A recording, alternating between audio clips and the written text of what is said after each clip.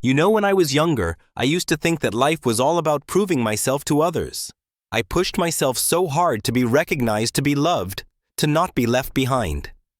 And there were times when I found myself completely exhausted because I kept chasing after people who, in truth, never really cared about me. Have you ever experienced that?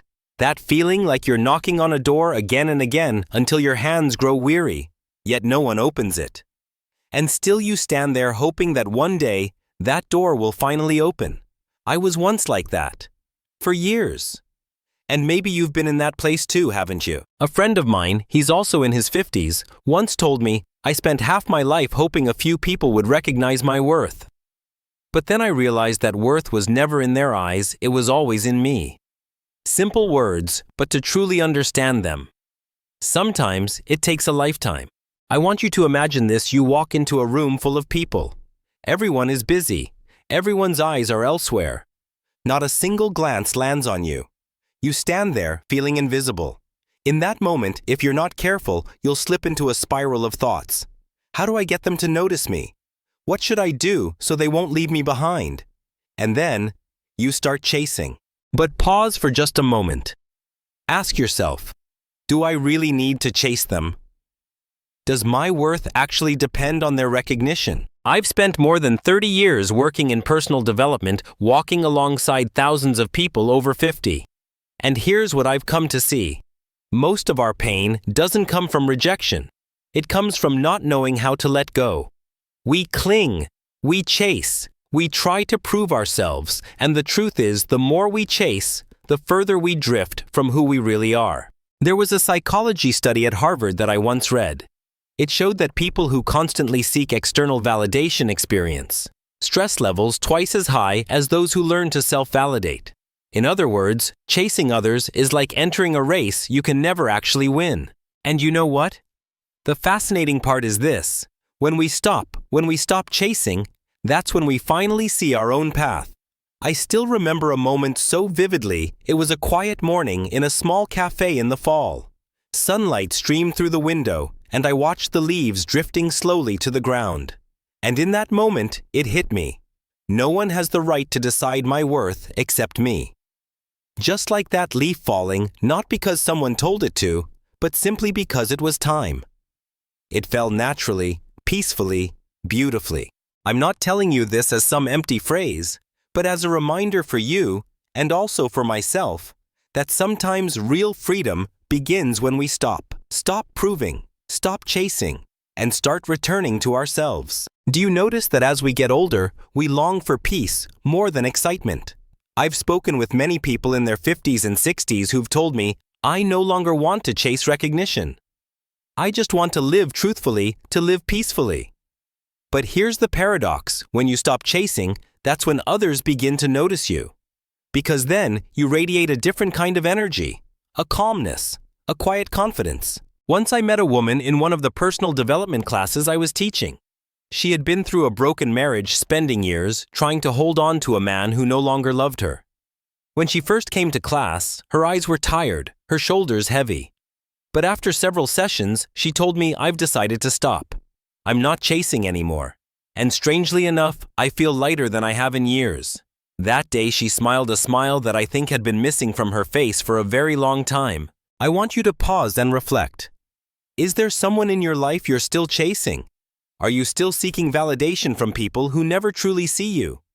And if so, what might happen if you stopped? Remember, this stopping the chase doesn't mean giving up, and it doesn't mean weakness. On the contrary, it's a sign of strength. Because it means you're strong enough to choose your own path instead of being led by someone else's. In more than 6 decades of living, I've learned one truth. People don't respect you for the pleas you make. They respect you for the calm you carry when you no longer have to plead. And that, my friend, is when you've truly grown. When we reach the middle of life, perhaps everyone has experienced, at least once, the feeling of being abandoned, ignored, or underestimated. And often our first reaction is to try harder. We think, if I do better, if I am more patient, if I give more, maybe they will change. But the truth is often harsh. Those who do not want to see you will never see you, even if you are standing right in front of them shouting or crying. I remember a man around 55 years old I once spoke with. He was a businessman, successful in the marketplace, but unsuccessful in marriage. He told me I spent the last 10 years trying to make my wife happy. I gave gifts, I cooked. I traveled with her, but she never truly seemed happy. I thought if I tried just a little harder, everything would change. But I was wrong. In the end, he realized that some people will never respond, not because we are not enough, but because they had already left us long ago. You see, stop chasing is not just a simple piece of advice. It's a profound lesson about maturity. Because when we stop, we no longer pour our energy into places that are unworthy of it. Instead, we begin to nourish ourselves. Interestingly, science supports this. In a study published in the Journal of Personality and Social Psychology, researchers found that when people invest energy into one-sided relationships where they only give but never receive, they are 3 times more likely to suffer from depression and anxiety. Meanwhile, those who know how to disconnect from toxic relationships have far better mental health. I want you to recall, was there ever a time when you kept calling someone, texting them, doing everything to get their attention? And in return, all you received was silence. That feeling is like throwing a stone into a deep well and never hearing the echo come back. It makes the heart unbearably heavy, doesn't it? A close friend of mine named Robert once told me this. I used to message someone 20 times without any reply. But when I finally stopped, when I stopped waiting, I realized the people worthy of being called friends will never make you knock that many times. And from then on, he lived lighter because he had learned to choose who truly deserved a place in his life circle. There is something I've learned after decades of working with people over 50. The older we get, the smaller our social circle becomes. Not because we lose value, but because we begin to understand we don't need many people, we just need the right people. And to have the right ones first, we must learn to stop chasing the wrong ones. I know letting go is never easy, especially when it's about people we once loved deeply, into whom we poured our whole hearts. But have you noticed, even trees have their rules? Every autumn, the tree must let go of its leaves, not because it wants to, but because it must, in order to survive the winter. If it clung to its old leaves, it wouldn't have the strength to welcome new buds in the spring. And we humans are no different. One of the most profound lessons I've witnessed was from a student named Linda. She was over 60, and she had lived her whole life for her children. She sacrificed, she gave in, she did everything so they could be happy. But when they grew up, her children barely paid attention to her. Linda said she often felt lonely, even hurt. Yet after a long time, she chose to stop chasing her children's attention. She began painting, traveling with friends, joining a yoga class. And surprisingly, once she stopped chasing her children, began returning, wanting to reconnect with her more. Do you see, when we stop chasing, we don't lose. On the contrary, we become free, and it is that very freedom that draws others closer. I want to ask you, is there someone in your life you're still chasing, even though you know, deep down, they will never come back? If so, are you willing to allow yourself to stop, so you can live a life that is truly your own? I once read a beautiful quote. When you stop chasing the wrong things, you give the right things a chance to catch you. And I believe that is one of the simplest yet most powerful truths of life. At the age of 60, looking back, I don't regret much about what I didn't achieve. But I do regret the time I wasted chasing after things that never truly belonged to me. If I could go back, I would choose to stop earlier. I would choose to turn inward, care for myself, and open my heart to those who genuinely value me. And I want to share this with you. When you stop chasing, you will begin to notice there are so many other things far more worthy of your attention. It might be a small joy, like sitting in the morning sun with a cup of coffee. It might be an old friend you forgot because you were too busy chasing after someone else. It might be an old passion, like reading, painting, or music, those things that have always made your heart come alive. Don't let your life revolve only around pleasing others. Remember, you still have yourself, the one companion who will walk with you from beginning to end.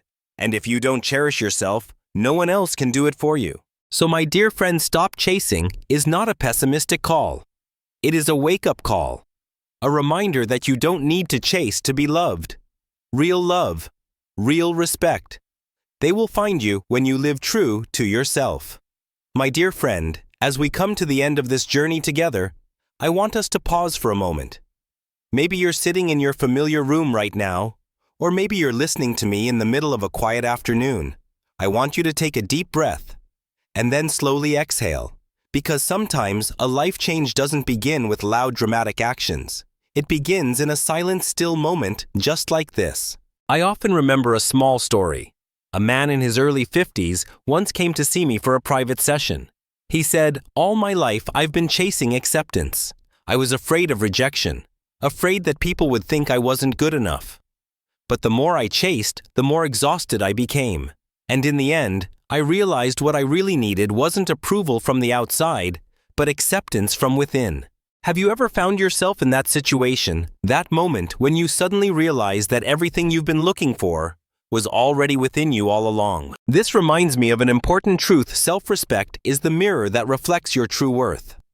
If you look into the mirror and only see someone small, inadequate, then the world outside will reflect that back to you. But when you hold your head high and believe you are worthy, suddenly the right people will come your way. The problem is, so many of us spend half a lifetime trying to prove our worth to people who never truly cared. We beg for a seat at the table, a little recognition, a compliment, when in reality we should be investing in ourselves, in the things that make us stronger, happier, and more whole. Picture this: you're walking through a vast forest. Some people walk alongside you for only a short distance. Then they turn off onto another path. Some walk longer, but eventually they stop, and then a rare few will journey with you all the way. If you cling desperately to those who've already chosen another path, you'll miss the chance to walk forward freely and lightly on your own. An old friend once told me, "Rejection is redirection. A no isn't the end. It's a map pointing you toward a better road." I've found this true in friendships, in love, and in careers. I remember the day I was rejected for a job I once desperately wanted. I thought my life was over. But a few years later, another door opened, an opportunity that allowed me to become the mentor and guide I am today. Looking back, that rejection was a turning point. Without it, I would never have found this path. You see, every loss carries a hidden message. It's time to move into a new chapter. The question is, will you listen? Psychology research even shows us something fascinating. People tend to overestimate the value of what they're about to lose and underestimate their ability to adapt afterward. Put simply, we often believe that if we lose someone or lose a job, we won't survive. But the truth is, we are far stronger than we imagine. And only through loss do we discover our hidden resilience. So instead of clinging to the past, learn to focus on the present. The past is a chapter already written. You can't rewrite it. But you can choose to write the next chapter today, right now. Let me ask you this. What would change if you spent more time with people who truly value you? What would happen if you invested in your mental well-being instead of exhausting yourself chasing someone else's approval? I have a friend named David.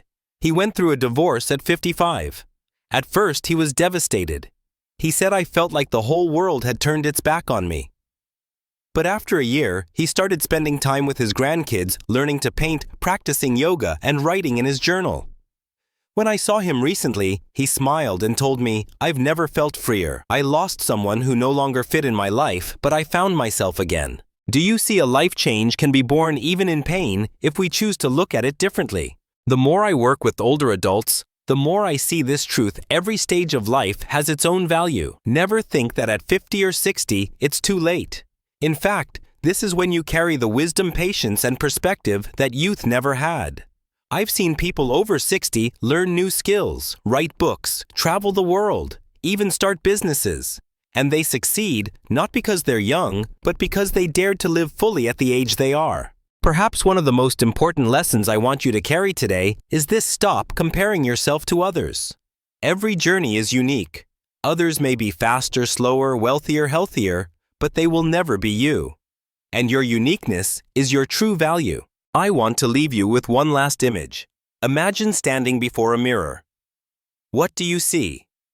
Do you only notice the wrinkles, the marks of time? Or do you see an entire life journey filled with pain, losses, but also lessons? love, and growth. That mirror doesn't just reflect your face, it reflects your story. And that story, only you can write the next chapter. So today, ask yourself, am I still chasing acceptance from people who don't deserve me? Am I investing enough in myself, in my health, my mind, my spirit? Am I ready to let go of the past and step into a new chapter of life? If your answer is yes, then I believe you are standing right at the doorway of a true life change, a change that doesn't need noise or spotlights, but only the quiet courage to choose yourself, to choose self-respect, and to choose peace. You deserve that. You always have. Thank you for spending your time with me today. If this message touched you, I invite you to share your thoughts in the comments below. I truly want to hear your story because every story matters. And if you found this video meaningful, don't forget to subscribe, hit like, and share it so others can receive this message too. Remember, this life always gives us the chance to become the strongest version of ourselves, to become in a positive sense a monster brave, powerful, and fearless. And only you can decide that. My hope is that when you step away from this video, you'll carry a new mindset. No more chasing, no more begging, but ready to create your own journey. And when you do, you'll discover that freedom, peace, and happiness were never far away. They were always here inside your heart.